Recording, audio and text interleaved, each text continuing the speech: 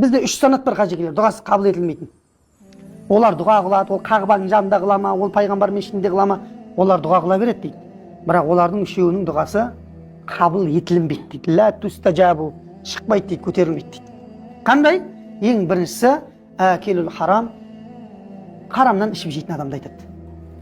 Жегені арам, ішкені арам деп келді хадисте, иә? Кигені харам, тапқаны харам, жүргені харам, оның қаяқтан дұғасы қабыл болады дейді. Біріншісі қабыл етілмейді. Екіншісі миксарул ғиба дейді, қазір біздің екінші сабақ. Бұл тілі ғайбаттан, өсектен тоқтамайтын адамдар. Олардың дұғасы қабыл етілмейді. Үшіншісі бұл мән кана фи қалбихи ғиллун ау хасадун лил муслим. Мұсылман бауырларына өшпенділік немесе көралмаушылық қылатын адамның дұғасы өзінің төбесінен былай көтерілмейді. Пожалуйста. Демек жүректің тазалығы кешеден бері айтып жатқанымыз өте маңызды екен қажекелер.